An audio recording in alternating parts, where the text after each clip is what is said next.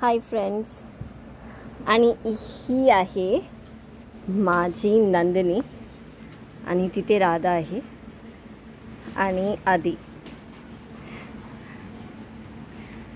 मी तुम्हाला सांगितलेलं काव हगिंग तिला आवडत नाही हा, तर तिला राग येतो ह्याच्यावर. पण चांगला मुलगा आहे माझा छोटूसा बाबू. तर नंदिनी आणि आदित्य आहे आणि लवकरच आम्ही काव हगिंग येथे चालू करणार आहोत. माझ्या सर्वात जवळची गाय आहे नंदिनी आणि अजून एक होती, पण काही कारणासाठी त्या गायी इथे राहिल्या नाही. त्यासाठी आज मी तुम्हाला सांगितले की हे डेअरी फार्म आहे. तर लवकरच आता हे आम्ही थोडं चेंजेस करत आहोत, कारण मला पाहिजे त्या लोकून इथेच राहायला. त्यासाठी दे आर सर्विंग मी. आणि समज लोकून मला इतकं प्रेम करून इतकं रोज मला दूध भेटते, तर मला वाटतं जेव्हा त्या लोकून म्हातारी होणार तर त्या लोकून इथे राहायला पाहिजे माझ्यासोबत. गायत्री बघत आहे आणि तिथे महादेव बसला आहे, छोटू आदी आहे, खात आहे.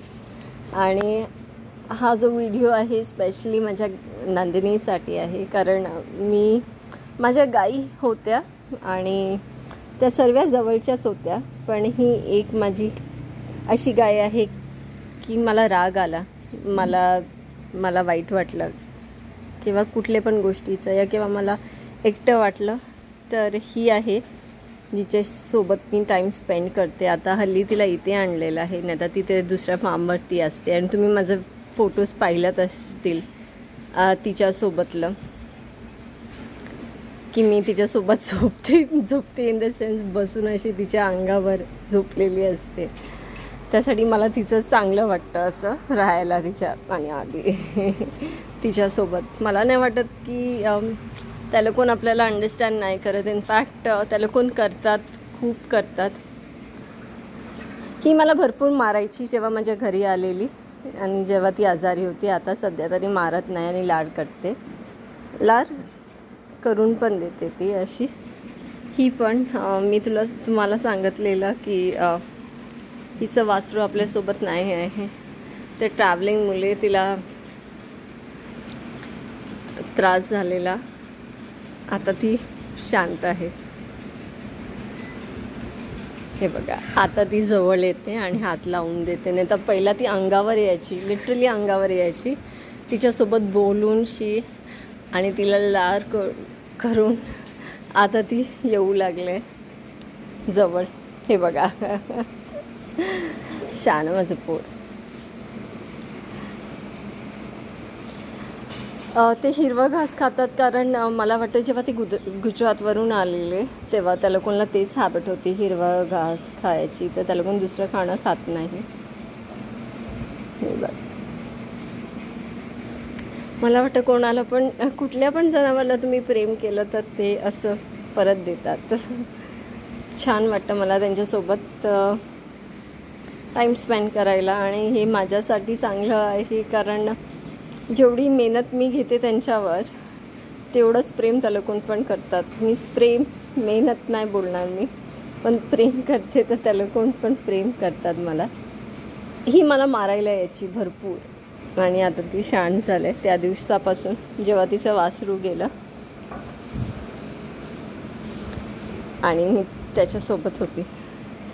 काय माहीत, आई आहे तिला कळतं. तर अशी आहेत माझी गाय. आणि मला काव हगिंग याच्यासाठीच चालू करायची आहे की कुठलं पण कोण पण असो, त्या लोकांना चांगलं वाटलं की किंवा त्या लोकांना टाईम स्पेंड करायचा आहे तर ह्यांच्यासोबत टाईम स्पेंड करू शकता. ही बघा, ही माझी नंदिनी अशी.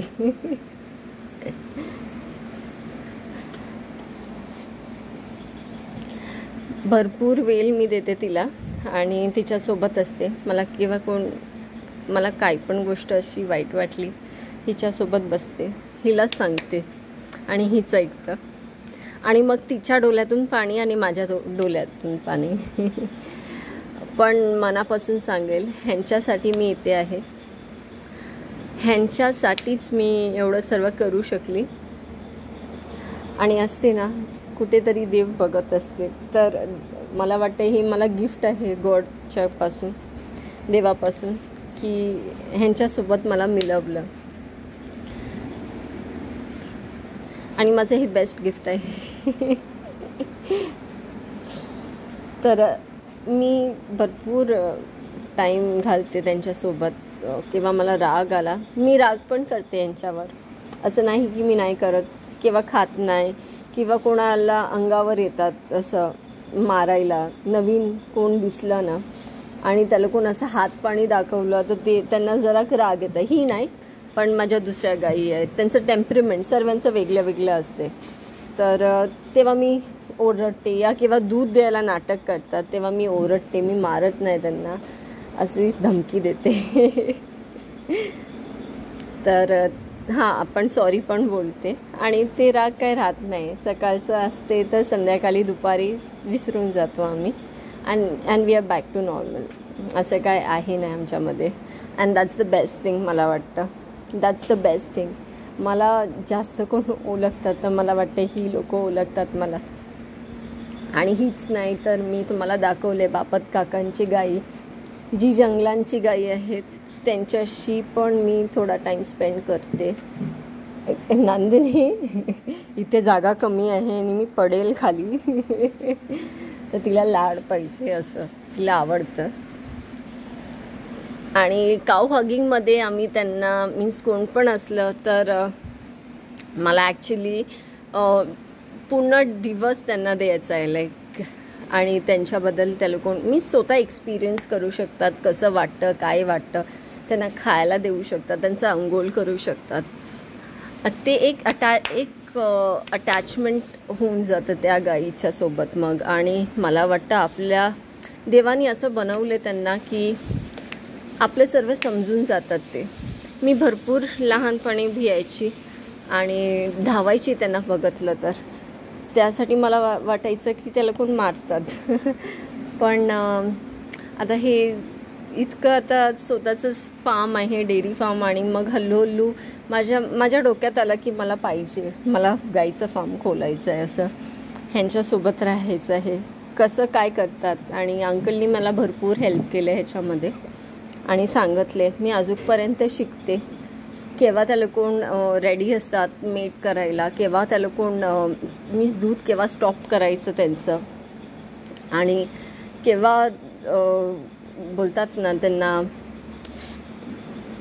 असते त्यांचं एक टाईम असते, तेव्हा दूध स्टॉप करून त्यांना त्यांचा टाईम द्यायचा असते. जेव्हा त्याला कोण प्रेग्नेंट असतात ते केव्हा करायचं, केव्हा त्याला कोण आजारी असतात तर काही सिम्पटम्स असतात त्यांच्यामध्ये, असं सर्व. आणि मी भरपूर व्हिडिओज पण बघते ह्यांच्यासाठी.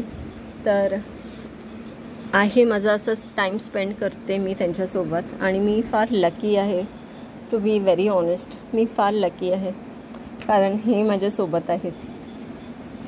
कुठेतरी मला वाटतं मी कुठेतरी चांगलं पण केलं तेव्हा ह्यांच्याशी भेट झाली. आणि मला हे लोकांनी जितके ओळखतात मला वाटत नाही कोण मला दुसरं ओळखते तसं. त्यासाठी ह्यांच्यासोबतच मी थोडे मीच नकार करू शकते आणि राग करू शकते आणि काय मीच मस्ती करू शकते. त्यांना वाईट नाही वाटत, वाईट अजिबात नाही वाटत. तर अशी आहे माझी नांदिनी. आणि तिला आता माझ्या अंगावर बसायचं आहे. मी माझ्या अंगावर बसली तर झाली. ती प्रेग्नेंट आहे आता परत. त्यांच्यासाठी मला हे चालू करायचं आणि लवकरच इनफॅक्ट आम्ही आताच चालू करणार आहोत विदिन अ वीक्स टाईम. तर कोणाला पण यायचं आहे असायचं मीन्स कोणाला पण यायचं आहे तर तुम्ही नक्की येऊ शकता. पनवेल देरंग रोडला आहे माझं फार्म. हे बघा. हां, ओके. अशी बसली ती, तिला बसायचं होतं मला टेकूनशी. ती आहे माझी नंदिनी. आणि असं आहे आमचं रिलेशन. जेवढं बोललं तेवढं कमी, पण एक साथ आहे. आणि ती साथ मला वाटतं कायम राहणार. आणि ती राहायलाच पाहिजे, because I have to take care of her. She is like a mother to me. आणि ती माझी खरीच आई सखी आहे. आई आहे, मित्र आहे, सर्वच आहे. तर मी सांगत होते जेकब फार्म्स म्हणून देरंग रोडला असं हा फार्म आहे आमचा. आणि आता छोटू आलेला आहे, त्यांना बघत आहे. त्यांचं खाणं पाणी त्याची मेहनत आहे आणि दुसऱ्यांची मेहनत पण आहे, माझे वर्कर्सची. विष्णू मामा आहे जे कोंबडीचं बघतात, गाईंचं बघतात, सर्व बघतात दुसरं थिंग्स. आता ही बघा पूर्ण तिला माझ्या अंगावर यायचं, असं बसायचं आहे. तर सर्वांची मेहनत आहे या फार्ममध्ये, खाली माझी नाही आहे. मी समज बोलली की माझं अटॅचमेंट आहे खाली, तर नाही, तो पण तेवढाच अटॅच आहे. आणि दुसरी पण ह्यांना it's a team work, it's a family. And तिथे ट्रॅक्टर येत आहे शेण उचलायला. आणि हे लवकरच खाली होणार आहे शेण. आणि एक नवीन जागा आम्ही बासऱ्यांसाठी करणार आहोत इथे. तर आता मी हे व्लॉग इथेच थांबवते. आणि ज्या कोणी टाईम भेटला तर नक्की माझ्या फार्मला व्हिजिट करा. नक्की माझ्या नंदिनी आणि माझ्या दुसऱ्या पिल्लांना व्हिजिट करा.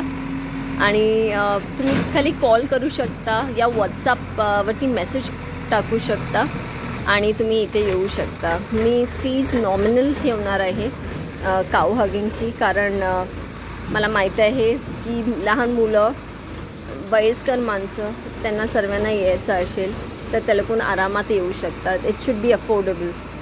आणि तो जो आम्हाला हे येणार आहे तर हे खाली माझ्या गाईंच्या मेडिकल, त्यांच्या जेव्हा त्या लोकून वयस्कर होणार त्यांच्यासाठी ते फंड्स आम्ही बाजूला ठेवणार. सॉरी, मी जरा डिस्ट्रॅक्ट झाली कारण हे लोक शेण उचलायला आले आहेत. तर थँक्यू आणि see you in the next video. Bye.